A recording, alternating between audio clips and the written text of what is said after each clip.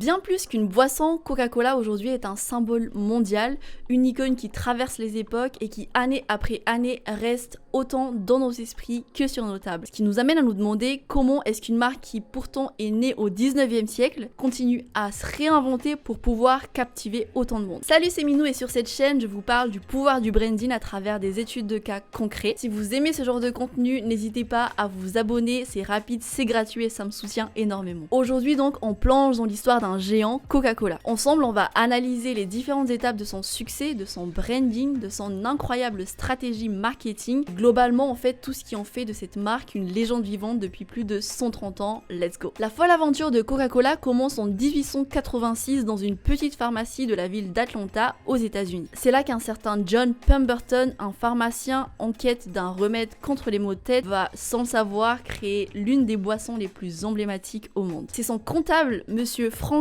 Robinson, qui va décider d'appeler cette boisson Coca-Cola et c'est lui qui va justement inventer cette célèbre typographie manuscrite qu'on reconnaît tous encore aujourd'hui. Ensuite, après ça, c'est Asa Candler qui reprend la marque et là, on change de dimension. Grâce à lui, Coca-Cola va se transformer en une entreprise hyper ambitieuse qui ouvrira ses premières usines dès 1898. La boisson va donc rapidement passer d'un phénomène local à un phénomène national, puis mondial dès le début des années 20. Aujourd'hui, Coca-Cola est littéralement omniprésent dans notre quotidien et son parcours historique est un exemple parfait de croissance et d'adaptabilité. On notera d'ailleurs qu'aujourd'hui, près de 547,5 milliards de bouteilles de Coca sont vendues dans le monde, ce qui permet à la marque de s'accaparer de plus de 50% du marché mondial des sodas. Alors on pourrait croire que Coca-Cola c'est juste un soda. Aujourd'hui, je pense que vous l'avez tous vu, c'est une marque qui propose une large gamme de boissons, du Coca-Cola classique au zéro, au Coca-Cola light ou encore des déclinaisons plus récentes telles que le Coca-Cola Life. Chaque produit a son identité propre, mais ils partagent tous les mêmes valeurs communes, la fraîcheur, la convivialité et le plaisir. Rien qu'en France, aujourd'hui, Coca-Cola détient 54,3% du marché des sodas et avec 90% des produits fabriqués localement directement dans les 5 usines françaises, ça nous prouve que la marque sait s'adapter à son marché et renforce son ancrage. Ce qui fait la plus grande force de Coca-Cola, et je pense même un des piliers fondamentaux de la marque, c'est le fait qu'il s'adresse absolument à tout le monde. C'est-à-dire concrètement du jeune adulte aux seniors, des femmes aux hommes, des actifs aux adolescents, chaque personne a son Coca préféré. Et cette diversité de produits permet à Coca-Cola de toucher un public extrêmement large, que ce soit le Coca-Cola Light avec son faible apport calorique qui va potentiellement attirer un public plus féminin à la recherche de légèreté, ou encore le Coca-Cola Zero qui a un packaging et une identité qui est un peu plus sombre et qui va directement cibler une clientèle plus masculine. Pour aller plus loin, on a aussi le Coca-Cola Black qui est une version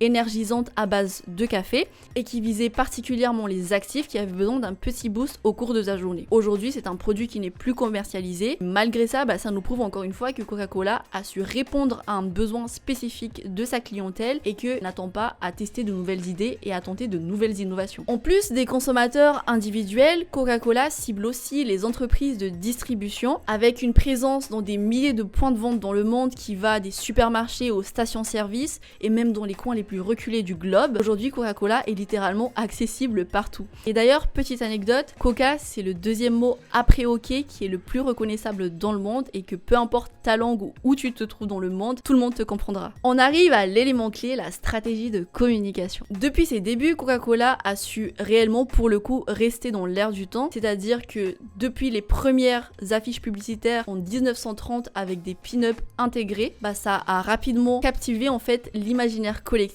tout simplement parce que ça s'adressait aux valeurs de l'époque. Et puis après ça, évidemment, il y a aussi le fait que la marque a su s'associer au Père Noël qui, entre nous, est un vrai coup de génie parce qu'il a littéralement, pour le coup, permis à la marque de fixer son image justement pendant cette période particulière. D'ailleurs, pour la petite anecdote et pour les personnes qui ne connaissent pas cette histoire, le Père Noël n'est pas un bonhomme qui a toujours été habillé en rouge. Au tout départ et bien avant la création de Coca-Cola, en fait, c'est un bonhomme qui avait un costume vert. Et c'est justement quand Coca-Cola a décidé d'intégrer le personnage dans son identité et dans la personnalité globale de la marque que le personnage est devenu un bonhomme habillé en rouge. Et en fait, tout simplement, la société société a totalement adopté cette manœuvre. On pourrait croire que c'est un bonhomme qui a toujours été en rouge, mais en réalité il a été vert auparavant et bien à l'origine de toute cette histoire. Et concrètement, le résultat est flagrant parce qu'aujourd'hui, ce vieil homme en rouge, on l'associe directement à Coca-Cola et ça pour le coup c'est vraiment un branding de très très haut niveau. Alors, la marque ne s'arrête pas aux pubs, évidemment, parce que sinon ce serait bien trop facile. Depuis les années 30, en réalité, Coca-Cola s'associe aux différents événements mondiaux, que ce soit des événements sportifs, culturels, des spectacles de tout genre. Et aujourd'hui, à chaque fois quand on voit une bouteille de Coca-Cola, ou ne serait-ce que son logo, et bah ça nous ramène directement à des moments de convivialité, de partage et parfois même un peu de magie. Coca-Cola a aussi le don de fidéliser ses clients en créant un lien hyper fort émotionnel avec eux. Je pense qu'on se souvient tous de cette fameuse campagne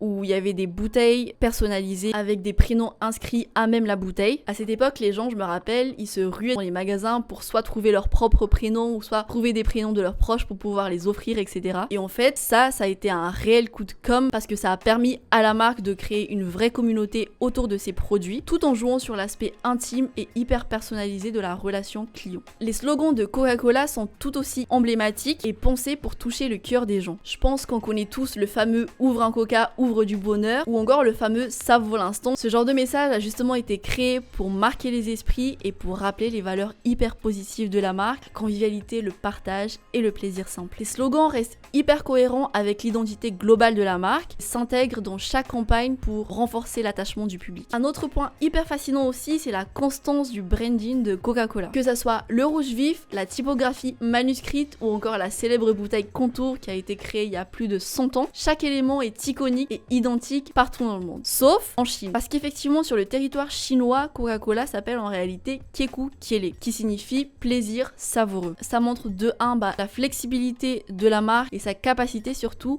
à adapter son discours en fonction de son marché. Globalement, c'est un message qui est relativement similaire aux origines de la marque, donc que ça soit d'un point de vue stratégique ou d'un point de vue un peu plus prononciel, ça reste globalement la même chose, donc ça n'avait pas grand impact pour la marque. Et tout ça, ça nous prouve que globalement, un branding stable et bien exécuté, ça peut totalement perdurer et être pérenne sur le long terme, ça peut traverser des décennies, dans le cas de Coca-Cola, des siècles entiers, sans pour autant lasser son public. Et pour toutes les personnes qui souhaitent rafraîchir leur image de marque, qui souhaitent se lancer dans un nouveau projet, je suis graphiste et brand designer et j'accompagne les entrepreneurs à définir une identité visuelle qui les ressemble, qui raconte leur histoire et qui soit réellement impactante. Je vous mets le lien de mon site en barre de description avec les différentes prestations que je propose, mais aussi un formulaire à remplir pour m'aider à comprendre vos besoins qui va me permettre de pouvoir vous recontacter par la suite. Un exemple hyper intéressant et hyper pertinent aussi à analyser, c'est Coca-Cola Life, qui est une version à base de stevia qui a été lancée en 2014 et qui répondait en fait à des tendances de santé. Bien que la boisson ait été retirée du marché quelques années après son lancement, cette initiative montre la capacité de Coca-Cola à tester de nouvelles idées, des nouveaux lancements de produits et surtout à écouter les besoins spécifiques de sa clientèle. Ça nous prouve surtout que même face à un échec, la marque apprend, ajuste et revient plus forte en montrant sa flexibilité. En résumé, Coca-Cola, ce n'est donc pas juste une simple boisson et ça je pense qu'on l'a tous très bien compris. C'est en réalité un symbole de moments de partage, convivialité et de plaisir simple. Globalement, c'est une icône qui reste intemporelle et qui continue à nous surprendre à travers toutes les innovations et tous les nouveaux lancements de produits. Et la plus grande leçon, je pense qu'on peut tirer de cette analyse, c'est le fait que tu peux très bien te démarquer, tester de nouvelles idées, de nouvelles innovations sans jamais renier tes racines. Et pour le coup, je pense que Coca-Cola, c'est un vrai modèle pour toute marque qui rêve de rester pertinente, intemporelle et universelle. Cette analyse nous montre qu'avoir un bon produit, c'est essentiel. Évidemment, ça personne ne vous dira jamais le contraire, mais qu'une image de marque forte et une stratégie marketing bien pensée le sont tout autant.